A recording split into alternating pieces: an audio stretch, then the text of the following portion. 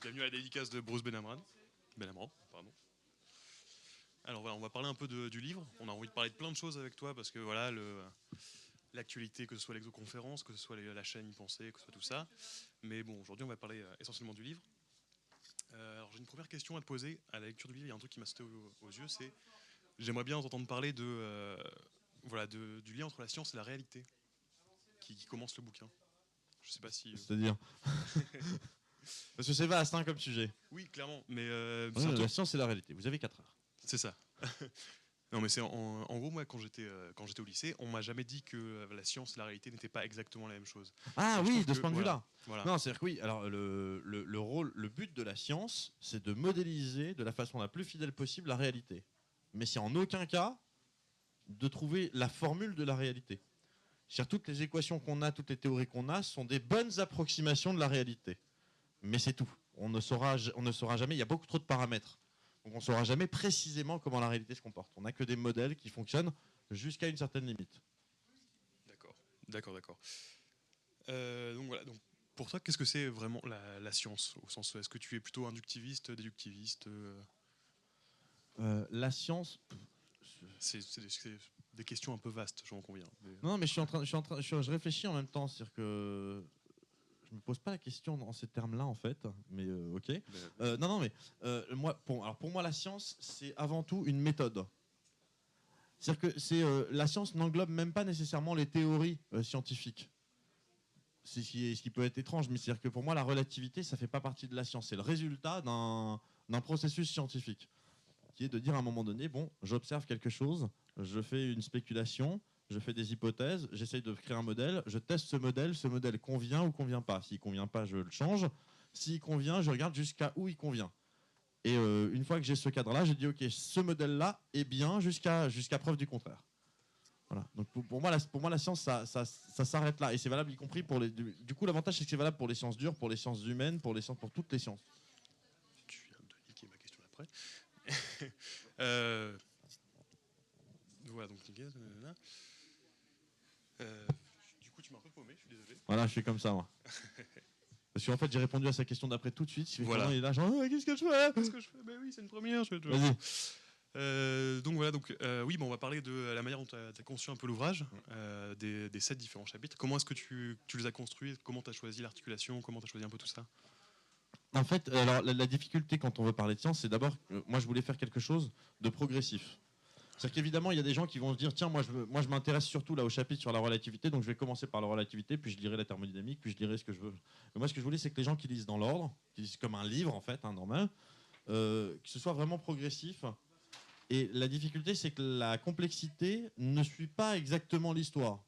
C'est pas aujourd'hui nécessairement plus complexe qu'il y a 100 ans et déjà plus complexe qu'il y a 200 ans, etc. Il y a eu des étapes aussi très complexes, des étapes plus simples. Donc le premier gros boulot avant l'écriture, ça a été, ce qu'on a fait ensemble avec l'éditeur, ça a été de mettre au point la table des matières. Ça a été un boulot, mais c'est-à-dire qu'on a fait 3000 allers-retours dessus sans écrire une ligne de texte sur la table des matières. Et puis au final, une fois que c'était fait, du coup, après, il y a tout qui déroule relativement simplement. Après, il faut juste pas se planter dans les dates, dans les prénoms, et puis raconter l'histoire telle qu'elle se déroule. Et en plus, je me laissais toujours la liberté de faire des digressions. Donc du coup, je m'en suis pas privé, il y en a partout. Voilà. Il y a même on en parlera plus tard dans le tome 2. Voilà. D'accord. Et c'est vrai que tu parles un peu tu brasses beaucoup de disciplines dans ce bouquin. Est-ce que tu t'imposes des limites? Est-ce que tu as par exemple un sujet, une discipline auquel tu dis non, là ça j'en parle pas parce que je sais pas, j'aime pas, Non, normalement, je m'impose aucune limite. En tout cas, en ce qui concerne les sciences, c'est-à-dire que voilà, il y a des sujets dont je veux pas parler parce que c'est pas du tout le propos. Mais je pourrais en parler par ailleurs. C'est-à-dire que moi, il n'y avait pas d'intérêt particulier dans ce bouquin à parler soit de religion, soit de politique, soit de choses comme ça. Mais pourquoi pas sur le principe. Après, il y a quelques sujets où c'est pas que je m'interdis d'en parler, c'est que je me dis, ces sujets, j'aimerais bien en parler plus profondément par ailleurs. Par exemple, typiquement, à un moment donné, la question s'était posée de savoir si Tesla allait être à la table des matières ou pas. Et non, voilà. Vraisemblablement pas sur le tome 2 non plus. Je veux dire, voilà, c'est Tesla. Tesla, il faut nécessairement quelque chose à part pour Tesla. Ça ne veut pas dire qu'il y aura un format papier pour Tesla, mais s'il devait y avoir un format papier pour Tesla, ce serait un format à part. ça te demande combien de masses de boulot ça demande? Ça dépend des personnes. Alors, il y a des personnages où c'est relativement simple, parce que voilà, si on prend Albert Einstein, par exemple, trouver 3000 sites qui parlent d'Albert Einstein et qui racontent pas nécessairement la même chose, c'est très facile. Il y a des personnages où c'est beaucoup plus ardu, notamment, ça y est, leur nom m'échappe, les 3 jeunes là, qui avaient fait une thèse contre, enfin, qui avaient fait un discours contre les thèses aristotéliciennes. Ils sont dedans. Ceux-là, j'ai galéré parce que j'ai trouvé leur nom et leur histoire dans le bouquin d'un historien, et j'ai eu un mal de chien d'abord à retrouver ce bouquin-là, et ensuite à trouver d'autres mentions de ces mecs. Parce que là, pour le coup, ils n'étaient pas du tout connus, donc il n'y avait ni Wikipédia, ni page même d'un site. Dans Google, on tapait, il n'y avait rien. Et vouliez-vous dire autre chose, c'est tout. Mais sinon, pour reconstituer, non pas la vie, parce que je ne fais pas non plus des biographies, c'est-à-dire que c'est quand même à chaque fois très succinct pour chaque personne, pour retrouver les étapes importantes de la vie d'une personne, ça va relativement vite. Il y a un truc que je fais, je vous invite à faire, voilà, quand vous voulez faire des recherches comme ça, c'est vous partez de la page Wikipédia, bien sûr, vous n'utilisez pas la page Wikipédia, mais vous partez de la page Wikipédia, et ce que vous faites, c'est quand la page Wikipédia est bien dense, vous regardez toutes les sources qu'il y a en bas. Et ces sources-là, en général, vont vous envoyer vers des sites où vous allez pouvoir trouver des références intéressantes et des choses intéressantes. Parfait. Tu as parlé d'Albert Einstein et c'est pas moi, là. Non, c'est moi aussi. Non, mais voilà, Oui. tu lui consacres quand même 4 parties entières. Voilà. Est-ce que tu as un lien particulier avec ce chercheur, ou est-ce que c'est juste qu'il est prépondérant par rapport aux autres, notamment Einstein, c'est à la fois il est prépondérant par les théories qu'il a développées, et en même temps c'est un personnage à part. C'est-à-dire que c'est un gars qui n'était pas universitaire. Selon moi, c'est pas tout à fait anodin. Le fait qu'il n'ait pas du tout suivi le cursus classique, je pense, lui a permis d'avoir un état d'esprit différent des autres. Moi, j'ai eu la chance de rencontrer un mathématicien qui a fait une découverte assez incroyable en combinatoire. Mais quand on suit son parcours, en fait, c'est parce qu'il n'a pas du tout un parcours de mathématicien classique. C'est parce qu'à la base, il a fait de l'économie, et que ça l'a amené à mettre en place des modèles statistiques, etc. Et ensuite, il a fait des maths de façon poussée, et donc il s'appuyait sur ce qu'il savait déjà. Einstein, c'est pareil pour moi, c'est un gars vraiment qui à la base, n'était pas prévu. Mais d'un coup, on a en 1905 le gars qui fait 4 articles, et les 4 articles, coup sur coup, ça fonde la mécanique quantique, la théorie des champs, ça met en évidence l'atome et la relativité restreinte. Alors, le mec, voilà, en 6 mois. Et du coup, c'est pour ça qu'il y a beaucoup de gens sur Internet qui se disent « Ouais, en fait, Einstein, il a volé ses travaux à Poincaré, en fait, c'est un escroc, il a rien fait, tout ça. » Ce à quoi je réponds, Einstein, après, pendant des années, il était au congrès de Solvay avec notamment Poincaré, Planck et tous les autres. Donc, si c'est passé, c'est que c'est bon, le mec avait le niveau quand même. Clairement. Et puis 10 ans plus tard, surtout relativité générale. YOLO. Ah, c'est genre, ah, pardon, j'avais oublié de vous dire. Voilà, il y a ça aussi. Voilà, après, on va faire une petite parenthèse sur Alexandre Astier, qui est encore dans le livre, évidemment. Ah bah, il a fait ma première partie. Voilà, donc je voudrais que est-ce que tu pourrais nous expliquer comment s'est passée un peu cette collaboration? Enfin, je sais que tu es un grand fan d'Astier déjà. Laquelle de collaboration? Les collaborations, en fait, au final. D'accord, ok. Ce qui se passe, c'est que moi, bon, évidemment, comme quasiment tout le monde, en fait, je suivais Alexandre Astier sur Twitter. Et quand il a annoncé, bien avant d'annoncer que ça allait s'appeler l'exoconférence, tout ça, quand il a simplement fait le premier teaser de son spectacle, il a dit dans mon prochain spectacle, je réglerai une bonne fois pour toutes la question des extraterrestres. Donc moi, je lui avais envoyé un tweet en disant que c'est un peu ambitieux comme sujet, non? Et il m'avait répondu, et c'est pas plus ambitieux que d'expliquer pourquoi les Anglais roulent à gauche.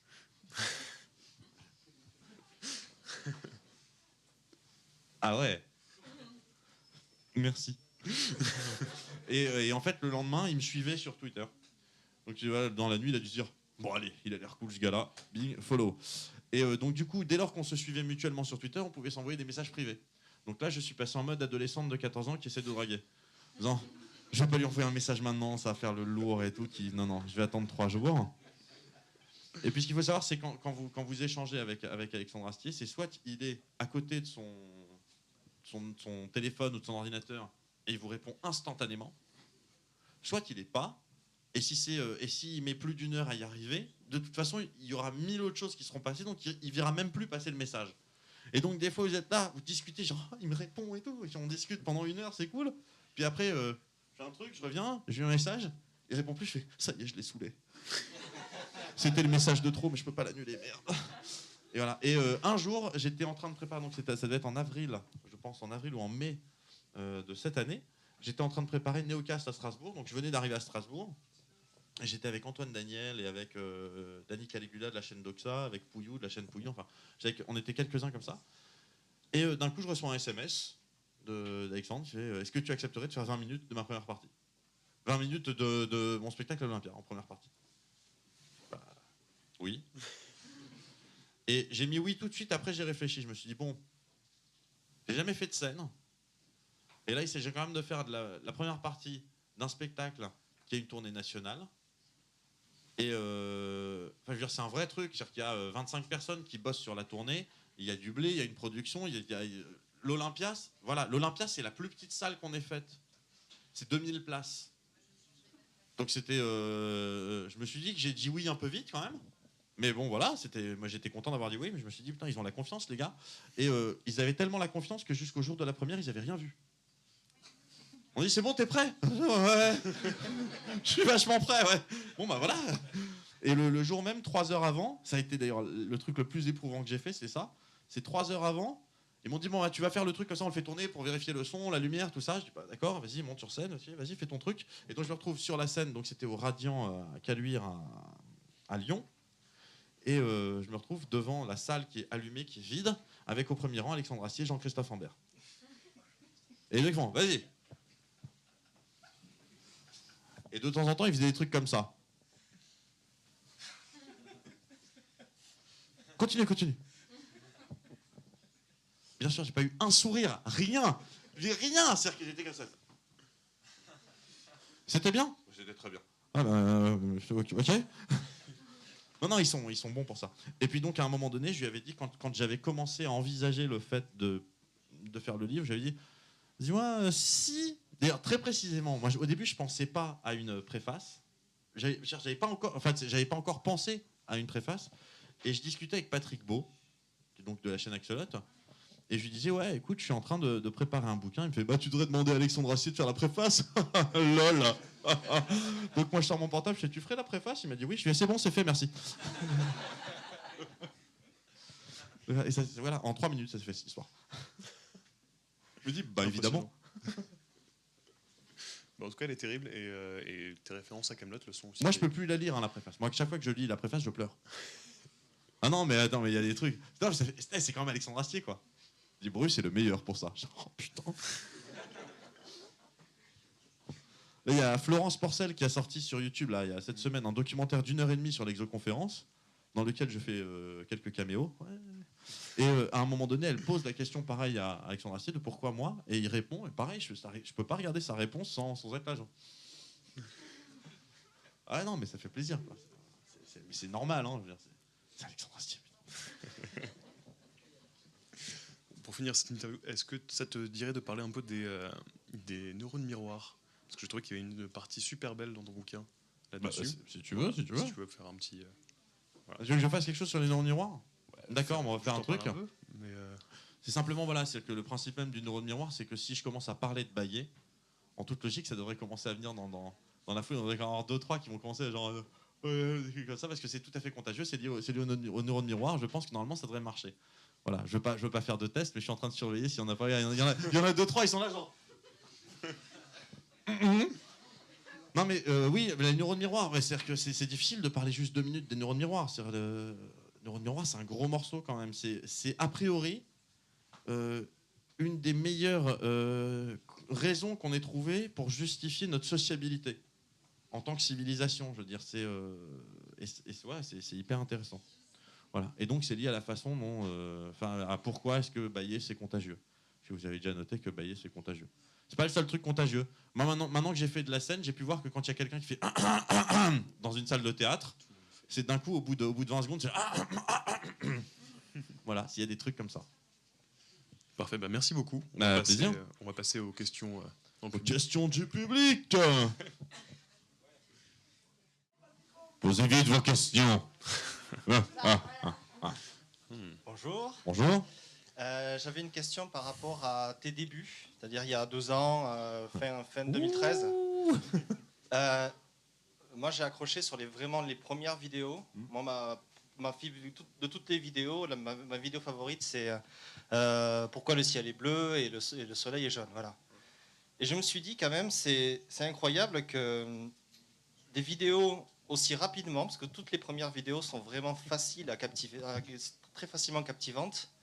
Est-ce que tu avais déjà une méthodologie dans ta tête ou une façon de faire les choses que tu avais appris dans ton métier ou dans ta vie qui t'ont donné une petite guideline de quelles sont les méthodes pour aborder certains sujets?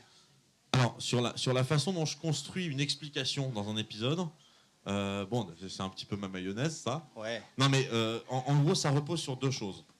La première, c'est d'abord une longue expérience à devoir expliquer des choses à des potes qui en ont rien à secouer. Mais c'est vrai, c'est sûr. Pendant des années, tu vois un pote, tu sais pourquoi le ciel est bleu? Je m'en fous. Non, mais deux secondes, je vais te dire. Donc voilà, donc là, si on n'est pas tout de suite percutant, c'est mort. Donc ça, mine de rien, ça aide à construire. Et ensuite, c'est vraiment au niveau de la construction logique de la chose. On part d'une constatation qui soulève une question. Pourquoi? C'est-à-dire qu'on regarde, on dit ouais, le ciel est bleu, mais les gens s'en foutent. Ils disent, oui, le ciel est bleu, mais pourquoi le ciel est bleu? Pourquoi il serait pas bleu? Parce qu'il n'est pas bleu en vrai. S'il était bleu, il serait bleu la nuit. Ah oui, tiens, c'est vrai. Alors que la nuit, il est noir. Non, la nuit, il n'est pas noir non plus. La nuit, il est transparent, c'est tout. Mais le jour aussi. Ouais, mais alors du coup, pourquoi il est bleu? Et pourquoi le soleil est jaune? Mais quel rapport? Mais parce que les gens qui sont dans l'espace, ils disent que le soleil est blanc. Ah. Et en fait, est-ce que les deux sont pas liés? D'accord, mais alors pourquoi? Et puis, à force de soulever vraiment l'idée, c'est vraiment ça, c'est de soulever la problématique. Ou alors de montrer qu'il y a une problématique quelque part, là où les gens ne se sont jamais posé de questions. D'ailleurs, on est dans un avion, tout va bien, je dis, mais au fait, on atterrit de nuit, donc du coup, on va éteindre un quart d'heure avant d'atterrir. Pourquoi? Alors les gens, ils disent, je sais pas, c'est la nuit. Non, mais si c'est la nuit, on peut éteindre pendant le vol aussi. Non, c'est juste avant d'atterrir. Ah ouais. Et ce qui est marrant, c'est de voir les gens au début, quand on leur pose la question, ils réfléchissent 2-3 secondes et ils sortent le premier truc qui leur passe par la tête. C'est marrant de voir, mais c'est bien, c'est une habitude qui se perd, ça. Mais le nombre de gens qui m'ont dit, c'est pour que la tour de contrôle les voit mieux. On éteint dans l'avion pour que la tour de contrôle les voit mieux. Déjà que la tour de contrôle, quand l'avion est à 60 bornes, tu ne le vois de toute façon pas, quoi. Mais, ok, non, c'est pas ça. C'est pour économiser l'électricité. Non plus. Et donc, il y a toutes les questions qui passent. C'est pour que les gens puissent voir dehors. C'est pas idiot, mais dans ce cas, pourquoi est-ce qu'on le fait pas pendant tout le vol? Oui, parce qu'on est au-dessus des nuages, donc on s'en fout. Ouais, non, c'est pas comme ça que ça marche. Mais le fait de poser la question fait qu'à un moment donné, les gens se disent, ah ouais, ok, d'accord. Donc je pense que c'est la bonne méthode, c'est de montrer qu'il y a une question. En fait, c'est ce qu'on m'avait appris en terminale en philo quand on donne un sujet. C'est le premier truc. D'abord, il faut expliquer que c'est un vrai sujet. Faut bien montrer qu'il y a une question derrière. Donc faut montrer qu'il y a une question et après construire de façon ultra logique et vraiment étape par étape la réponse. Ce qui des fois est pas simple. Genre dans la mécanique quantique, c'est pas super simple. Non. Mais en général, c'est pour ça que maintenant dans les grosses théories, je m'appuie sur l'histoire du truc parce que l'histoire du truc, on peut voir comment les gens se sont succédés, comment il y a un tel qui a eu une idée, puis en fait l'idée était con, puisque derrière il y en a eu un autre qui a montré ça, puis derrière un autre, puis derrière un autre, puis derrière Newton. Et puis pendant 250 ans, tout le monde a dit ouais, Newton est génial, puis d'un coup il y a un petit moustachu à Berne qui dit non, mais en fait Newton était con. Voilà. D'accord, merci. Avec plaisir.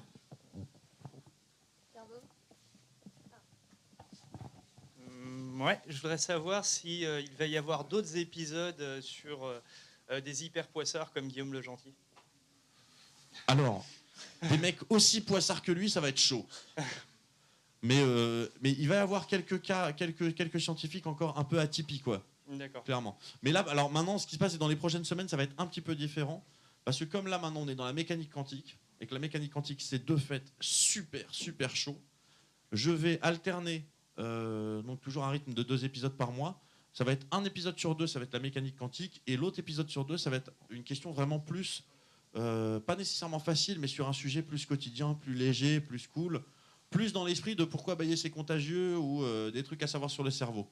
Parce que la mécanique quantique, ça, c'est très compliqué. Et autant il y a des gens qui sont hardcore, qui ont envie vraiment qu'il y en ait 15 sur la mécanique quantique, et on les fera les 15, hein, parce qu'il faut les faire. Mais autant je veux pas qu'il y ait que ça, parce que s'il y a que ça pendant 3 mois, déjà, moi, je vais pas supporter. Parce que déjà, l'épisode qui sort ce soir, vous allez voir, il est chaud. Il est aussi rude que le dernier. Hein? Il est aussi rude que le dernier. Alors, d'un Je veux certain dire, point de le vue, dernier était un peu rude, quand même. il est plus rude, mais il fait moins appel à des notions dont on n'a jamais entendu parler. Mhm. C'est-à-dire que là, le dernier, le corps noir, c'est quand même. Je me suis rendu compte que c'est pas évident pour tout le monde ce que c'est qu'un corps noir. Trois fois avant de le comprendre. Ouais, mais en fait, c'est la preuve que je l'avais mal fait, parce qu'en fait, un corps noir, c'est pas quelque chose de compliqué à la D'accord. base. C'est un objet qui, quand on lui met de la lumière dessus, bah, il renvoie pas de lumière, donc il apparaît tout noir. C'est un objet noir, mais qui, D'accord. quand on le chauffe, émet de la lumière. C'est tout. Le meilleur exemple qu'on a de quotidien, c'est un charbon de bois. Ok. Un charbon de bois, quand c'est éteint, voilà, c'est noir, et puis quand on le brûle, d'un coup, c'est rouge, puis c'est blanc. Voilà. Alors, c'est pas un corps noir parfait, c'est pas un objet idéal, mais ça donne une bonne idée du truc. Faudra peut-être que je fasse un bonus sur le corps noir pour l'expliquer plus simplement, parce que là, c'était quand même, c'est vrai que c'était roots. Salut. Je voulais savoir, est-ce que tu as quelqu'un en particulier de qui tu te serais inspiré pour ta façon de vulgariser?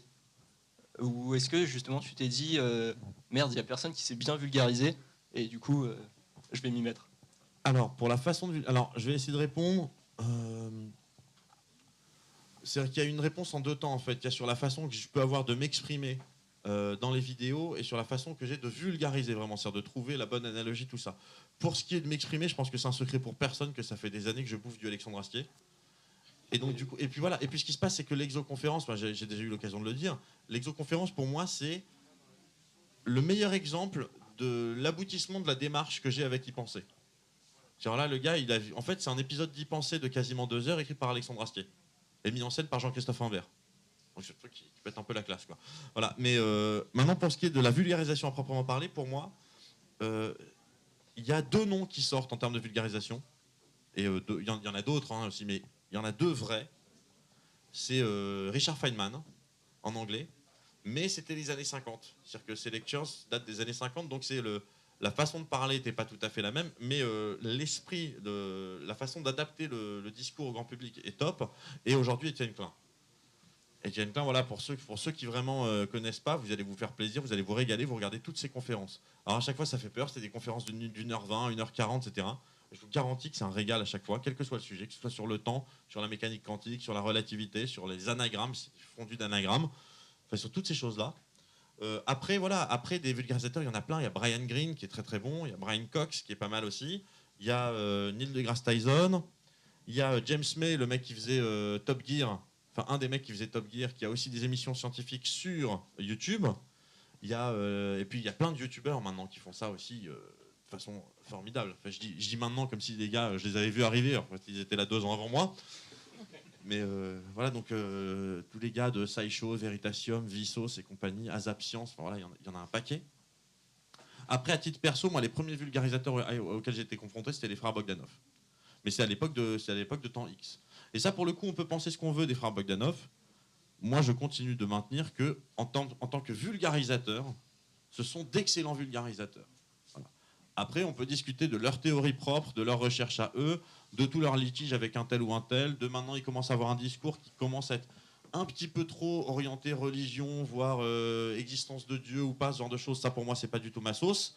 Mais pour ce qui est d'expliquer, quand on leur demande d'expliquer le Big Bang, d'expliquer ce que c'est que la matière, d'expliquer ce que c'est que l'énergie, tout ça, ils ont toujours des très bonnes images, ils le font toujours très bien. Et ils l'ont toujours très bien fait.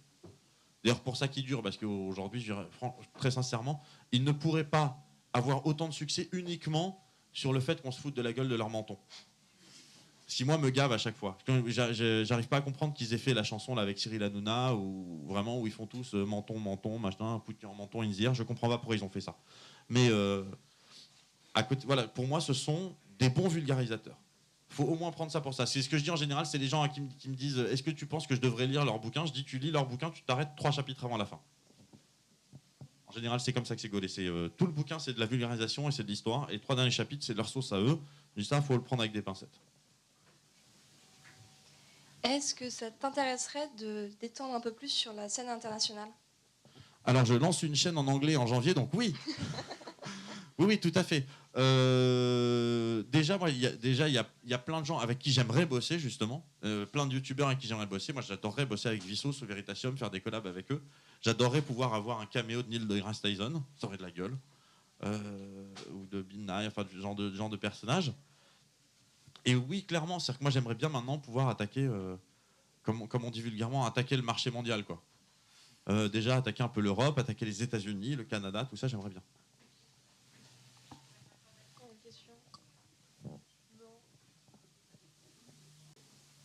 Non, plus d'autres questions?